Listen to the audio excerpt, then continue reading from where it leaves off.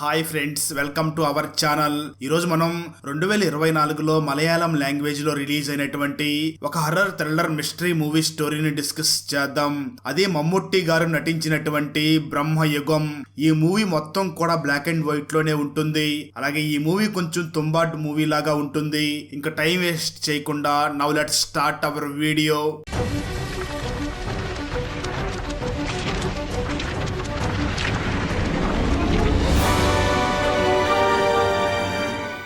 Video start చేసే ముందు చిన్న రిక్వెస్ట్ ఫ్రెండ్స్, మనం రీసెంట్ గానే మరో 2 కొత్త ఛానల్స్ ని కూడా క్రియేట్ చేసి వాటిలో కూడా ఎక్స్ప్లెనేషన్ వీడియోస్ ని అప్లోడ్ చేస్తున్నాం.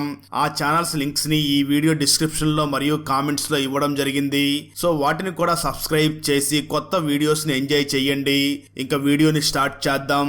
ఓపెన్ చేస్తే కోరా మరియు తీవాన్ అనే ఇద్దరు వ్యక్తులు రాత్రి అడవుల్లో పరిగెత్తుతూ పారిపోతూ నదికి అవతల వైపుగా వెళ్ళాలి అని ట్రై చేస్తూ ఉంటారు. కానీ రాత్రి అవడం వల్ల ఆ రాత్రంతా అడవిలోనే ఆగాలని డిసైడ్ అయ్యి అక్కడే రెస్ట్ తీసుకుంటారు. అర్ధరాత్రి తీవానికి మెలకు వచ్చి చూడగా తీవానికి కోరా చుట్టుపక్కల ఎక్కడా కనిపించడు. ఆ తర్వాత తీవాన్ కోరా కోసం అటు ఇటు వెతగ్గా కొద్ది దూరంలోనే తీవానికి కోరా కనిపిస్తాడు. కోరా దేన్నో చూసి మంత్రముగ్ధుడయ్యి అలానే చూస్తూ నిలబడిపోయి ఉంటాడు. అప్పుడే కోరాకి ఎదురుగా ఒక అందమైన అమ్మాయి కనీసం బట్టలు లేకుండా వస్తూ ఉంటుంది. కోరా ఆ అమ్మాయిని చూడగానే ఒక్కసారిగా మంత్రముగ్ధుడవుతాడు. కానీ తీవాన్ ఆ అమ్మాయిని చూసి వెంటనే ఆ అమ్మాయి ఒక యక్షి అని అర్థం చేసుకుంటాడు. యక్షి అంటే దేవాస్, అసురాస్ మరియు గంధర్వాస్ లా కాకుండా వీళ్ళు డిఫరెంట్ గా ఉంటారు. యక్షి అంటే ఒక రకంగా ఫిమేల్ నేచురల్ స్పిరిట్స్ అని చెప్పుకోవచ్చు. తీవాన్ వెంటనే కోరాని మన లోకంలోకి తీసుకురావడానికి ట్రై చేస్తాడు. కానీ యక్షి భయం వల్ల అక్కడి నుంచి తీవాన్ పారిపోతాడు. కోరా పూర్తిగా యక్షి మాయలో పడిపోతాడు. ఆ తర్వాత కోరా యక్షితో ఇంటిమేట్ అవ్వడానికి ట్రై చేస్తాడు. కానీ యక్షి కోరాని చంపేసి అతని రక్తం తాగేసి వెళ్లిపోతుంది.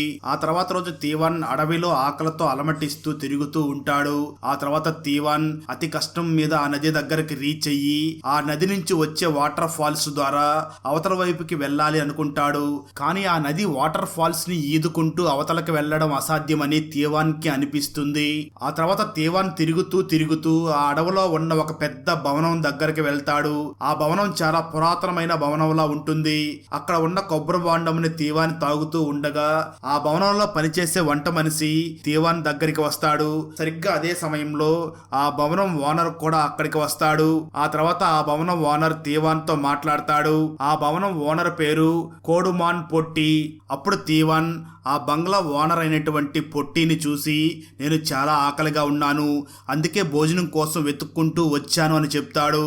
ఆ తర్వాత తీవాన్ తన గురించి పొట్టికి చెప్పడం స్టార్ట్ చేస్తాడు. నిజానికి తీవాన్ ఫ్యామిలీ దర్బార్లో పాటలు పాడుతూ ఉండేవారు. అది మొత్తం విన్న పొట్టి తీవాన్ ని చూసి ఒక పాట పాడి వినిపించమని చెప్తాడు. దాంతో తీవాన్ పాట పాడడం మొదలు పెడతాడు. పొట్టికి తీవాన్ పాట బాగా నచ్చుతుంది. అందువల్ల పొట్టి తీవాన్ని నువ్వు ఈ బంగ్లాలోనే ఉండవచ్చు అని పర్మిషన్ ఇస్తాడు. అలాగే పొట్టి తీవాన్ కి ఫుడ్ కూడా ఆఫర్ చేస్తాడు. ఆ తర్వాత వంట మనిషి తీవాన్ కి తను ఉండబోయే రూమ్ ని చూపిస్తాడు. వంట మనిషి వెంటనే తీవానికి ఒక హెచ్చరిక కూడా జారీ చేస్తాడు. నువ్విక్కడ సురక్షితంగా ఉండాలి అంటే ఈ భవంతిలో దక్షిణం వైపు అస్సలు వెళ్ళవద్దు. అలాగే ఈ భవనంలో విచిత్రమైన శబ్దాలు కూడా వస్తూ ఉంటాయి. నువ్వు ఆ శబ్దాలు ఏమిటి అని తెలుసుకోకపోవడమే బెటర్. ఆ శబ్దాలను నువ్వు ఇగ్నోర్ చేస్తేనే మంచిది అని ఆ వంట మనిషి తీవాన్ని హెచ్చరిస్తాడు. ఆ తర్వాత ఆ రోజు రాత్రి తీవాన్ కడుపు నిండా భోజనం చేసి పొట్టి కోసం ఒక పాట పాడి వినిపిస్తాడు. భోజనం ఇచ్చినందుకు తీవాన్ దేవుడికి కృతజ్ఞతలు చెప్తాడు. ఇదంతా చూసిన పొట్టి తీవాన్ని బాగా తిట్టి నీకు భోజనం పెట్టింది నేను, మరి దేవుడికి ఎందుకు థ్యాంక్స్ చెప్తున్నావు అని అంటాడు. ఈ సీన్ కొంచెం అసహజంగా అనిపిస్తుంది కదా, కానీ ఇంతకంటే అసహజమైన సీన్స్ ముందు ముందు ఇంకా చాలానే ఉంటాయి. ఆ తర్వాత ఆ భవనంలో ఉండే వంట మనిషి సీక్రెట్ గా ఎవరి కోసమో భోజనం ని తీసుకుని వెళుతూ ఉంటాడు. తీవాన్ కూడా అక్కడే దగ్గరలో తిరుగుతూ ఉంటాడు. అప్పుడు తీవానికి బయట చాలా గుంతలు కనబడతాయి.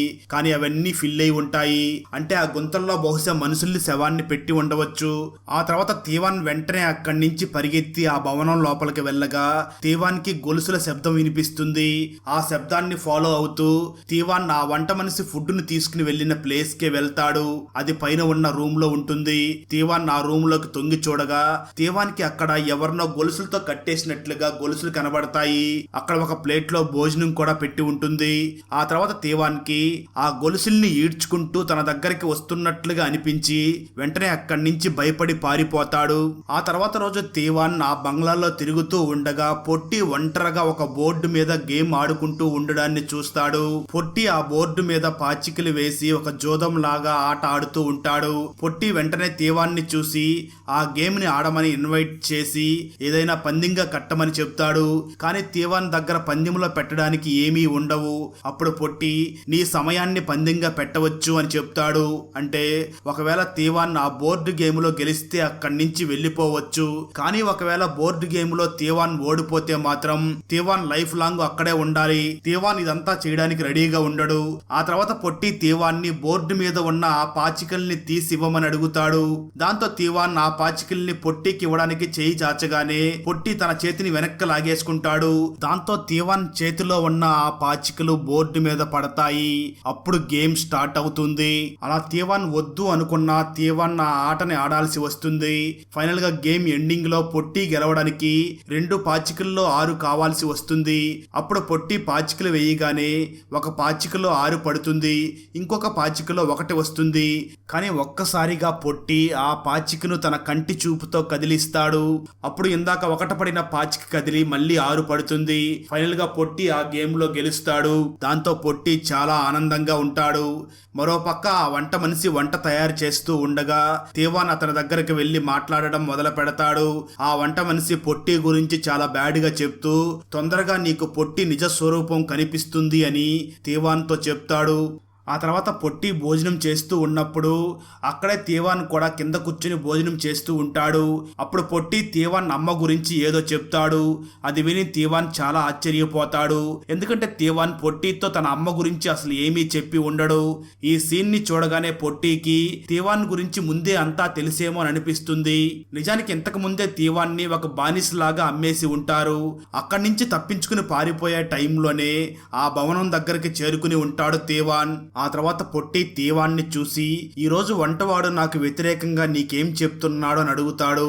ఆ మాటలు విన్న తీవాన్ భయపడిపోయి ఆ వంట మనిషి ఏమీ చెప్పలేదు అని అంటాడు. అయితే పొట్టి మాత్రం తీవాన్ మాటలు అస్సలు నమ్మడు. ఆ తర్వాత పొట్టి మళ్ళీ తీవాన్ని చూసి ఆ వంటవాడు ఇలాగే ఇక్కడికి వచ్చిన అందరినీ బెదిరిస్తూ ఉంటాడు. ఇంతకు ముందు ఉన్న నా సేవకుడు ఆ వంటవాడితో కలిసి నాతో విచిత్రంగా ప్రవర్తించడం మొదలు పెట్టాడు. ఎవరైనా నాతో విచిత్రంగా ప్రవర్తిస్తే అస్సలు నాకు నచ్చదు. దాని పరిణామాలు చాలా తీవ్రంగా ఉంటాయి. అందుకే నేను అతన్ని చంపాల్సి వచ్చింది. ఇలా చాలా మంది శవాలు నువ్వు ఈ భవనం ముందు సదర్న్ ఎండ్ గ్రౌండ్ దగ్గర చూసే ఉంటావు అని అంటాడు. ఆ మాటలు విన్న తీవాన్ చాలా భయపడిపోతాడు. ఆ తర్వాత ఆ పొట్టి తీవాన్ మరియు ఆ వంట మనిషి ఉన్న రూమ్ కి వచ్చి వెంటనే వంట మనిషిని చూసి పొట్టి బాగా తిడతాడు.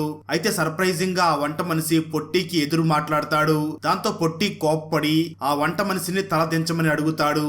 అయితే ఆ వంట మనిషి మాత్రం తల దించడు. దాంతో పొట్టి వెంటనే తను నిలబడ్డ దగ్గర నుంచి చేతులు చాచి ఆ వంట మనిషిని తన దగ్గరికి ఫాస్ట్ గా లాక్కుంటాడు. అది చూడటానికి ఒక మ్యాజిక్ లాగా అనిపిస్తుంది. ఆ తర్వాత పొట్టి ఆ వంట మనిషి గొంతు నులిమి ఆ తర్వాత వదిలేస్తాడు. ఇదంతా చూశాక తీవానికి పొట్టి ఒక నార్మల్ మనిషి కాదు అని అర్థం అవుతుంది. ఆ తర్వాత వంట మనిషి తన ఫేసు చేతులు కడుక్కున్న తర్వాత తీవాన్ ఆ వంట మనిషిని చూసి పొట్టి అసలు ఎవరు, తన మనిషా లేక దెయ్యమా అని అంటాడు. అప్పుడు ఆ వంట మనిషి తీవాన్కి పొట్టి పూర్తి స్టోరీని చెప్తాడు. స్టోరీ గతానికి వెళ్తుంది. నిజానికి పొట్టి కుటుంబంలో ఒక పెద్ద దేవుడి పూజా కార్యక్రమం జరుగుతూ ఉంటుంది. వాళ్ళందరూ వరాహ దేవుణ్ణి పూజించి సంతోషపడతారు. దానికి బదులుగా దేవుడు ప్రత్యక్షమయ్యి వాళ్ళకి ఒక మ్యాజికల్ బాక్స్ ని ఇస్తాడు. ఆ మ్యాజికల్ బాక్స్ ని ఏమడిగితే ఆ కోరిక తప్పక నెరవేరుతూ ఉంటుంది. ఆ బాక్స్ లోపల చట్టన్ అనే ఒక ఎంటిటీ ఉంటుంది. అదే కోరికలన్నిటినీ తీరుస్తూ ఉంటుంది. కానీ పొట్టి కుటుంబ సభ్యులు చట్టన్ని బందీగా చేస్తారు. ఆ తర్వాత అతని నుంచి తమ కోరికలన్నీ తీర్చుకుంటూ ఉంటారు. ఆ తర్వాత చట్టన్ నోటిని తెరిచి పొట్టి కుటుంబ పెద్దకి ఇందులో నరకం కనబడుతుంది అని చూపిస్తాడు. ఆ తర్వాత చట్టన్ తన నోటి ద్వారా పొట్టి ఫ్యామిలీ హెడ్ ఆత్మని కన్జ్యూమ్ చేస్తాడు. ఆ తర్వాత చట్టన్ పొట్టి కుటుంబాన్ని చంపడం మొదలు పెడతాడు. అంటే అందరి ఆత్మలని కన్జ్యూమ్ చేస్తాడు. చట్టన్ని కంట్రోల్ చేయడానికి చాలా పెద్ద పెద్ద విద్వాంసులు వస్తారు. కానీ ఎవరు కూడా చట్టన్ని ఆప ఆపలేకపోతారు. కానీ చివరికి ఆ కుటుంబంలో ఒక వ్యక్తి మాత్రమే మిగులుతాడు. ఆ వ్యక్తి ఎవరో కాదు, ప్రెజెంట్ ఆ భవనంలో ఉన్న పొట్టినే. అయితే పొట్టి చట్టన్ని ఓడించాడా లేదా అనేది మనకి తర్వాత తెలుస్తుంది. అలా ఆ కుటుంబంలో పొట్టి ఒక్కడే ఆ పెద్ద భవనంలో జీవిస్తూ ఉంటాడు. స్టోరీ ప్రజెంట్ కి వస్తుంది. ఆ రోజు రాత్రి తేవన్ ఎక్సీ ఆ భవనంలోకి రావడాన్ని చూస్తాడు. ఆమె ఆ పొట్టితో కలిసి ఇంటిమేట్ అవుతుంది. ఆ తర్వాత రోజు తేవన్ బాగా భయపడిపోయి ఆ భవనంలో నుంచి పారిపోవాలి అనుకుంటాడు. తేవన్ వెంటనే వంట మనిషిని కలిసి మనమిద్దరం కలిసి పారిపోదామని అంటాడు. కానీ ఆ వంట మనిషి తేవన్ మాటల్ని పూర్తిగా పట్టించుకోడు. ఆ తర్వాత తేవన్ తన రూమ్ లోకి వెళ్లి తన సామాన్లన్నింటినీ ప్యాక్ చేస్తూ ఉండగా సరిగ్గా అదే సమయంలో అక్కడికి పొట్టి వస్తాడు. దాంతో తేవన్ భయపడుతూ పొట్టిని చూసి నేను ఇక్కడి నుంచి వెళ్ళిపోవాలనుకుంటున్నాను అని చెప్తాడు. ఆ మాటలు విన్న పొట్టి, నిన్ను ఎవ్వరూ ఆపడం లేదు, నువ్వు ఇక్కడి నుంచి వెళ్ళిపోవచ్చు, కానీ వర్షం ఆగిన తర్వాత వెళ్ళొచ్చు కదా అని అంటాడు. కానీ పొట్టి చెప్పిన మాటలు చాలా విచిత్రంగా ఉంటుంది. ఎందుకంటే అక్కడ నిజానికి వర్షం పడదు. కానీ ఎప్పుడైతే పొట్టి ఆ మాట అన్నాడో సడన్ గా వర్షం పడడం మొదలవుతుంది. అప్పుడు పొట్టి తేవన్ని చూసి, ఇక్కడ వర్షం స్టార్ట్ అయితే అస్సలు ఆగదు, ఒకసారి దాదాపు 3 సంవత్సరాల వరకు వర్షం పడింది అని చెప్తాడు. ఆ రోజు రాత్రి పొట్టి తేవన్ మీద చాలా కోప్పడతాడు. సేమ్ ఇంతకు ముందు ఉన్న బానిస్ లాగా తేవన్ కూడా తనకి నచ్చినట్లుగా ప్రవర్తించడం లేదు అని పొట్టి తేవన్ మీద చాలా కోప్పడతాడు. అయితే ఇక్కడ విషయం ఏమిటి అంటే, పొట్టి ఏ సేవకుడు మీద అయినా కోప్పడితే అతనికి చావు దగ్గరలో ఉన్నట్లే అర్థం. ఆ విషయాన్ని అర్థం చేసుకున్న తేవన్ చాలా భయపడుతూ ఉంటాడు. ఆ తర్వాత వంట మనిషి తేవన్ని తీసుకుని వెళ్లి తనకు మద్యాన్ని తాగిస్తాడు. అప్పుడు తేవన్ తన గురించి చెప్పడం మొదలు పెడతాడు. మా ఇల్లు ఒక నది దగ్గర ఉంది. అమ్మ ఇంటి దగ్గర ఒంటరిగా చాలా కష్టపడుతూ నా కోసం వెయిట్ చేస్తూ ఉంటుంది. అమ్మ చాలా కష్టపడి చెవు పోగులు తీసుకుని వచ్చింది, అవే నేను వేసుకుని వచ్చాను అని తేవన్ తన గురించి ఆ వంట మనిషికి చెప్తాడు.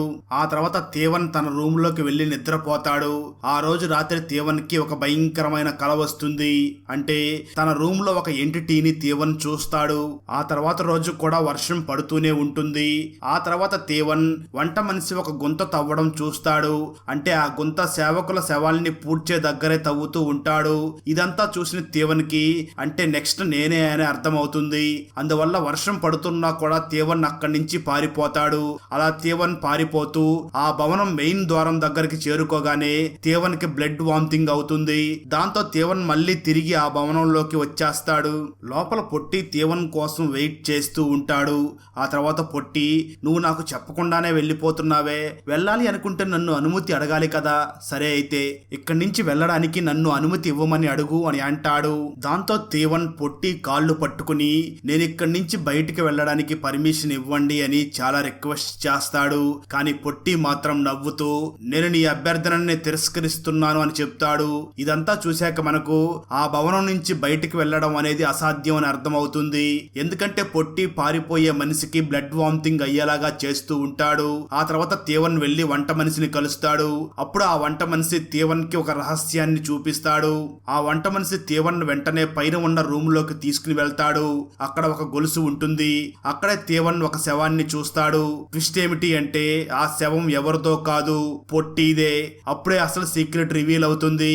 నిజానికి కోడుమాన్ పొట్టి చట్టంతో పోరాడడానికి వెళ్తాడు. కానీ కోడుమాన్ పొట్టి కూడా చట్టాన్ని ఓడించలేకపోతాడు. ఆ తర్వాత పరిణామాల కారణంగా చట్టన్ పొట్టి రూపాన్ని తీసుకుని ఆ భవనంలో రాచరికం చేస్తూ ఉంటాడు. అసలైన పొట్టిని పైన గొలుసులతో బంధించి పెడతాడు. ఈ రోజు అసలైన పొట్టి చనిపోయాడు. అందువల్లే ఆ వంట మనిషి అతని శవాన్ని పూడ్చిపెట్టడానికి గుంతని తవ్వుతూ ఉంటాడు. అంటే చట్టన్ ఆ పెద్ద భవనంలో రాజులాగా ఉంటున్నాడు కదా, అతను ఒక సూపర్ న్యాచురల్ ఎంటిటీ. అతని దగ్గర సూపర్ న్యాచురల్ పవర్స్ కూడా ఉంటాయి. అతని సేవకుల గురించి అంతా అతను తెలుసుకుంటూ ఉంటాడు. అలాగే ఆ భవనంలో పనిచేసే వారు ఏం మాట్లాడుకుంటున్నారో అది మొత్తం వింటూ ఉంటాడు. ఆ తర్వాత వంట మనిషి తేవన్ని చూసి ఇక్కడి నుంచి బయటికి వెళ్లాలంటే ఒక ఉపాయం ఉంది, ఆ ఉపాయం ఇక్కడ ఉన్న బేస్మెంట్ లోనే ఉంది అని చెప్తాడు. నిజానికి ఆ బేస్మెంట్ లోపల ఒక లాకెడ్ చాంబర్ ఉంటుంది. అందులో ఒక దీపం శాశ్వతంగా వెలుగుతూ ఉంటుంది. అంటే ఆ దీపం ఇప్పటి వరకు అసలు కొండెక్కి ఉండదు. ఒకవేళ ఆ దీపాన్ని ఆర్పేస్తే పొట్టి అలియాస్ చట్టన్ బలహీనుడవుతాడు. ఆ తర్వాత మనం ఇక్కడి నుంచి బయటికి వెళ్ళగలం అని తేవన్ కి ఆ వంట మనిషి చెప్తాడు. అయితే అసలు ప్రాబ్లం ఎక్కడ వస్తుంది ఉంటుంది అంటే ఆ ఛాంబర్ లాక్ చేసి ఉంటుంది. ఆ ఛాంబర్ కి ఎక్కడ ఉంటుందో పొట్టికి కాకుండా వేరే ఎవ్వరికీ తెలియదు. పొట్టి అలియాస్ చట్టన్ ఆ దీపాన్ని రక్షిస్తూ ఉంటాడు.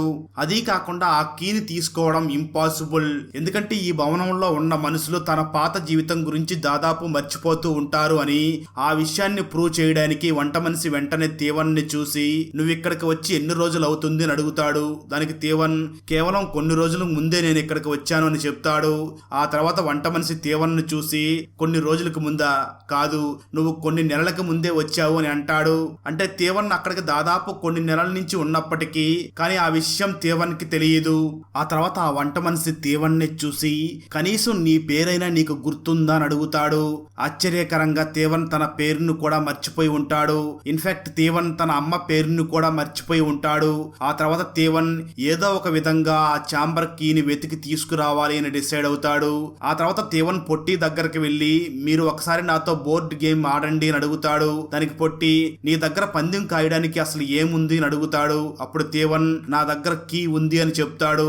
కీ అనే మాట వినగానే పొట్టి తన కడుపు మీద చెయ్యి పెట్టి చెక్ చేసుకుంటూ ఉంటాడు. నిజానికి పొట్టి ఆ కీని తన నడుముకి కట్టుకుని ఉంటాడు. ఈ విషయం తేవన్ తెలుసుకున్న వెంటనే మాటని మార్చేసి మీ దగ్గర నా జీవితానికి సంబంధించిన కీ ఉంది, ఆ ఫ్రీడమ్ కీ కోసమే నేను ఆడాలనుకుంటున్నాను అని చెప్తాడు. అయితే పొట్టి తేవన్ మాటలు పట్టించుకోకుండా తేవన్ తో గేమ్ ఆడకుండా అక్కడి నుంచి వెళ్లిపోతాడు. ఆ తర్వాత వంట మనిషి తేవన్ కలిసి ఒక ప్లాన్ వేస్తారు. ఈ రోజు రాత్రికి వంట బాగా చెయ్యి, పొట్టి బాగా తిని నిద్రపోతాడు. ఆ సమయంలో నేను వెళ్లి కీని దొంగలిస్తాను అని ప్లాన్ వేసుకుంటారు. ఆ తర్వాత వంట మనిషి ఫుడ్ ని ప్రిపేర్ చేస్తూ ఉండగా సడన్ గా వంటగదిలోకి పొట్టి వచ్చి కుక్ ని తనిఖీ చేస్తాడు. ఇక్కడ నిజంగానే మనకైతే ఆ వంట మనిషి మరియు తేవన్ల ప్లాన్ పొట్టికి తెలిసిపోయిందా అని అనిపిస్తుంది. కానీ ప్రస్తుతానికైతే అలా ఏమీ జరగదు. అసలు ఏం జరిగిందో మీకు తర్వాత చెప్తాను. కానీ పొట్టి వంట మనిషి తేవన్ కి ఇంతకు ముందు మద్యాన్ని తాగించాడు కదా, ఆ మద్యం ఎవరిదో కాదు పొట్టిదే. అందువల్ల పొట్టి ఆ వంట మనిషిని పనిష్ చెయ్యాలి అని ఆ వంట మనిషి గొంతు పట్టుకుంటాడు. అప్పుడు వంట మనిషి పొట్టిని క్షమించమని అడుగుతాడు. దాంతో పొట్టి ఆ వంట మనిషికి వార్నింగ్ ఇచ్చి అక్కడి నుంచి వెళ్లిపోతాడు. ఆ రోజు రాత్రి ప్లాన్ ప్రకారంగానే అంతా జరుగుతుంది. పొట్టి బాగా తిని తాగి నిద్రపోతాడు. తేవన్ ఒక కత్తిని తీసుకుని వెళ్లి పొట్టి దగ్గరికి వెళ్లి తన పొట్ట దగ్గర ఆ కీ కోసం వెతుకుతాడు. కానీ ఆశ్చర్యకరంగా తేవన్ కి ఆ కీ అస్సలు దొరకదు.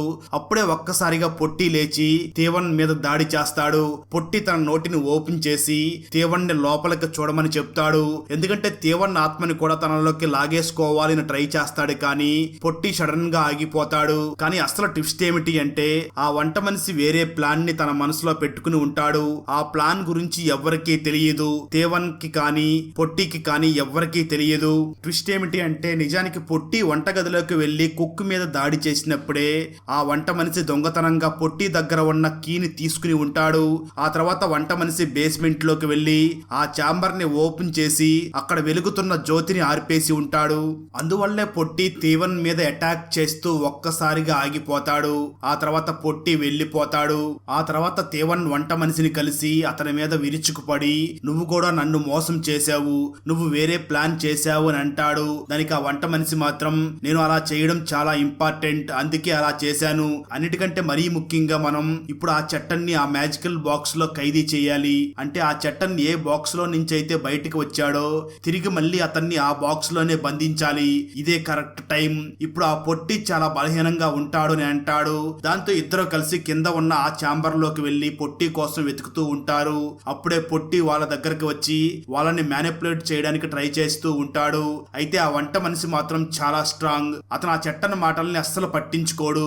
ఆ వంట మనిషి తీవాన్ని కూడా నువ్వు ఆ చట్టాన్ని మాటల వలలో పడొద్దు అని హెచ్చరించి ఉంటాడు. అప్పుడే మరొక ట్విస్ట్ కూడా రివీల్ అవుతుంది.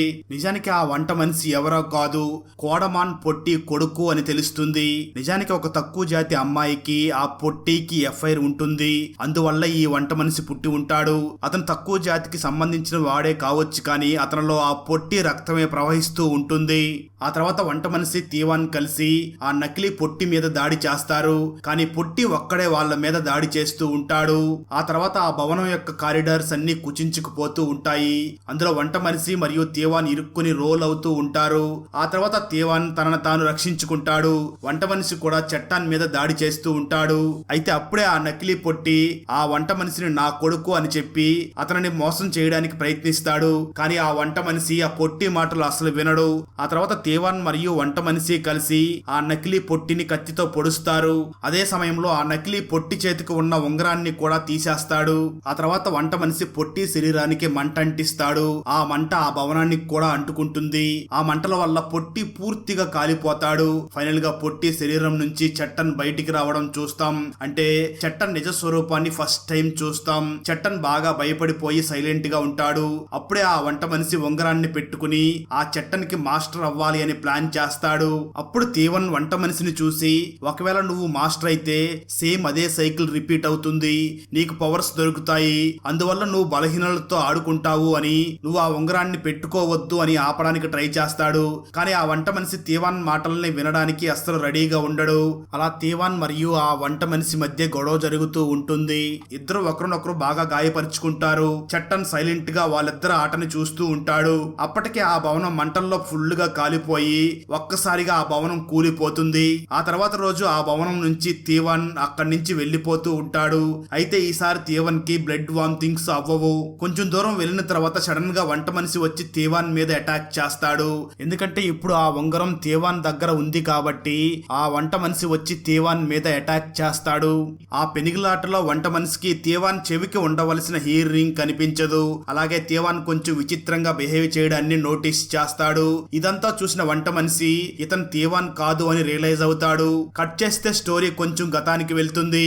నిజానికి తేవాన్ ఆ భవనం మొత్తం కూలి పడిపోయినప్పుడే చనిపోయి ఉంటాడు. అంటే చట్టన్ ఇప్పుడు తేవాన్ ఫేస్ ని తీసుకుని ఉంటాడు. ఆ తేవాన్ దగ్గర రింగ్ కూడా ఉంటుంది. దాంతో అది తెలుసుకున్న వంట మనిషి అక్కడి నుంచి పారిపోతాడు. అలా తప్పించుకున్న వంట మనిషి నది దగ్గరికి చేరి అక్కడ అరుస్తూ ఉంటాడు. ఇంతలో అటు వెళుతున్న పోర్చుగీస్ సైనికుడు ఆ వంట మనిషిని షూట్ చేసి చంపేస్తాడు. అంటే ఇప్పుడు చట్టన్ తేవాన్ రూపంలో ఉంటాడు. తేవాన్ ఆ రింగ్ ని ధరిస్తాడు. అప్పటి నుంచి తేవాన్ బాడీ మీద చట్టన్ కంట్రోల్ ఉంటుంది. అక్కడతో ఈ మూవీ అయిపోతుంది. ఫ్రెండ్స్, నాకు తెలిసి మీకు ఇప్పటికే చాలా డౌట్స్ క్రియేట్ అయ్యి ఉండవచ్చు. డోంట్ వరీ, ఇప్పుడు నేను వాటన్నిటిని క్లియర్ చేసే ప్రయత్నం చేస్తాను. ఫస్ట్ క్వశ్చన్, అసలు ఈ మూవీకి బ్రహ్మయుగం అనే టైటిల్ ఎందుకు పెట్టారు అనే దాని గురించి చూద్దాం. పొట్టి ఏమని చెప్తాడంటే, ఇప్పుడు కలియుగం నడుస్తుంది, అందులో ఒక బ్రహ్మయుగం నడుస్తూ ఉంటుంది. బ్రహ్మయుగం అంటే కలియుగంలో ఒక సబ్సెట్ లాగా. బ్రహ్మయుగంలో అసలు విషయం ఏమిటి అంటే, ఆ యుగంలో భగవంతుడు మనుషులకి చాలా దూరంగా ఉంటాడు. అంటే నువ్వెంతగా అరిచినా, ఎంతగా భజన చేసినా భగవంతుడు మీరు చేసి ఏ ప్రార్థనని కానీ మీ మాటల్ని కానీ వినడు అని చెప్తాడు పొట్టి. మూవీ థీమ్ కూడా ఎలాంటిదే. లాస్ట్ లో చట్టనే గెలుస్తాడు. వంట మనిషి మరియు తేవాన్ ఓడిపోతారు. మరొక క్వశ్చన్ ఏమిటి అంటే, ఈ మూవీలో అసలు యక్షికి ఏం పని అని.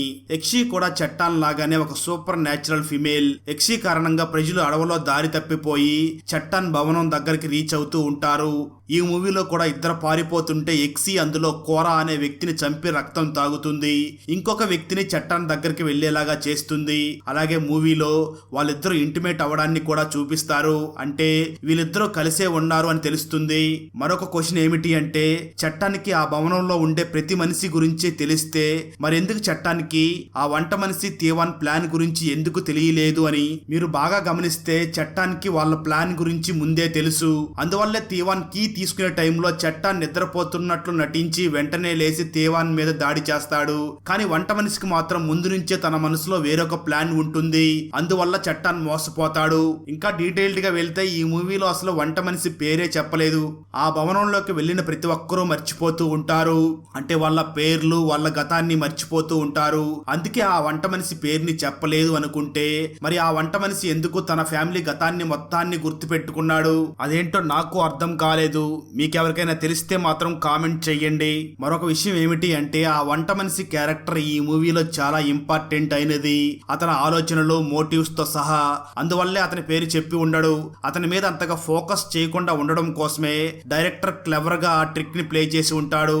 అలాగే ఆ భవనానికి ఇంతకు ముందు చాలా నౌకర్లు వచ్చారు, చాలా వంట వాళ్ళు వచ్చారు, అందరూ చనిపోయారు కదా, మరి ఈ వంటవాడే ఎందుకు ఇన్ని రోజులు బ్రతికి ఉన్నాడా అనే డౌట్ రావచ్చు. పొట్టి చాలా క్లియర్ గా తమ పని తను చేయకుండా వదిలేసే వాళ్ళనే చంపుతాను అని చెప్పాడు కదా. అంటే పాటలు పాడేవారు భయపడి పాడకపోవడం, లేదా నాట్యం చేసేవాళ్ళు భయపడి నాట్యం చేయకపోయినా వాళ్ళని చంపేస్తూ ఉంటాడు. అయితే మీరు గమనిస్తే ఈ వంట మనిషి మూవీ అంతా కూడా తన పనిని తను చాలా సీరియస్ గా చేసేస్తూ ఉంటాడు. అందువల్లనే ఈ వంట మనిషి ఆ భవనంలో ఇన్ని రోజులు ప్రాణాలతో బ్రతికి ఉంటాడు. కానీ నాకు ఒక విషయం విచిత్రంగా అనిపించింది. అదేమిటి అంటే రింగ్ గురించి ఒక్కసారిగా పూర్తిగా ఎండింగ్ లో చెప్పడం జరిగింది. స్టార్టింగ్ నుంచి రింగ్ గురించి ఏ చర్చ జరగలేదు. అలాగే ఎండ్ లో ఒక్కసారిగా మనకు రింగ్ ధరించాక మీరు చట్టన్ పవర్ ని ఫీల్ అవ్వచ్చు. ఒకవేళ ఒక పర్సన్ చట్టన్ రింగ్ తీసుకుంటే అతను అందరినీ రూల్ చేసే అంత పవర్ఫుల్ అవుతాడు. బ్యాక్ స్టోరీలో ఎక్కడా కూడా ఆ రింగ్ గురించి ఎటువంటి చర్చ జరగలేదు. డైరెక్ట్ గా చివర్లో రింగ్ గురించి చూపిస్తారు. అయినా పర్లేదు, బాగానే ఉంది. ఈ మూవీ మొత్తం బ్లాక్ అండ్ వైట్ లోనే తీయడం జరిగింది. అలాగే ఈ ఫిలిం లాస్ట్ లో ఒక పోర్చుగీస్ సోల్జర్ రావడం ఒక కొత్త యుగానికి ఆరంభం లాగా పాయింట్ చేయబడుతుంది. అలాగే చట్టన్ కూడా ఆ భవనం నుంచి విడుదలయ్యాడు. ఈ మూవీలో చట్టన్ కూడా ఆ ప్లేస్ నుంచి బయటికి రాలేను అని చెప్పి ఉంటాడు. అయితే ఆ దీపం ఆరిపోయిన తర్వాత ఆ చట్టన్ కూడా అక్కడి నుంచి రిలీజ్ అయ్యి బయటికి రాగలుగుతాడు. అయితే బయటకు వచ్చిన చట్టన్ ఈసారి ఎవరిని కంట్రోల్లోకి తీసుకోబోతున్నాడు, ఏం జరుగుతుందో చూడాలి. ఇంకొక విషయం ఏమిటి అంటే టైం. ఆ భవనంలో టైం ఎంత ఫాస్ట్ గా అవుతుందో ఎవరికీ తెలియదు. అంటే ఆ భవనంలో ఉన్న వాళ్ళకి టైం గురించి అస్సలు తెలియదు. దేవానికి కేవలం కొన్ని రోజుల నుంచే అక్కడ ఉన్నట్లు అనిపిస్తుంది. కానీ తేవాన్ ఎన్నో నెలల నుంచి ఆ ప్లేస్ లోనే ఉండి ఉంటాడు. తేవాన్ ఆ భవనంలోకి వెళ్లిన ఫస్ట్ రోజు రాత్రి హాఫ్ మూన్ ఉంటుంది. ఆ తర్వాత రోజే ఫుల్ మూన్ గా చూపించడం జరుగుతుంది. మనకు మాత్రం ఒక్క రోజే అతను ఉన్నాడు అనిపిస్తుంది. కానీ మూన్ చూడగానే మనకు అతను చాలా రోజుల నుంచి అక్కడే ఉన్నాడు అనిపిస్తుంది. సో ఇది ఫ్రెండ్స్ ఈ మూవీ ఎక్స్ప్లెనేషన్. మీకు ఒక మంచి మిస్టరీ థ్రిల్లర్ మూవీ స్టోరీని సజెస్ట్ చేద్దాం అనుకుంటున్నాను. మీలో ఎవరైనా ఈ మూవీ చూడకపోతే మాత్రం మిస్ అవ్వకుండా చూడండి. మూవీలో ప్రతి 10 నిమిషాలకి ఒక ట్విస్ట్ ఉంటుంది. మూవీ అయితే మాత్రం నెక్స్ట్ లెవెల్లో ఉంటుంది. అదే 2021లో తమిళ్ లాంగ్వేజ్ లో రిలీజ్ అయినటువంటి తిట్టం 2. ఈ మూవీ ఎక్స్ప్లెనేషన్ వీడియో లింక్ ని కింద కామెంట్స్ లో మరియు డిస్క్రిప్షన్ లో ఇవ్వడం జరిగింది, చూసేయండి. వీడియో నచ్చినట్లయితే లైక్ చేసి ఒక చిన్న కామెంట్ చేస్తే మాకు నెక్స్ట్ వీడియో చేయడానికి ఎంకరేజింగ్ గా ఉంటుంది. అలాగే ఛానల్ ని సబ్స్క్రైబ్ చేసి పక్కనే ఉన్న బెల్ ఐకాన్ ని క్లిక్ చేసి సపోర్ట్ చేయండి. Thanks for watching. జై హింద్.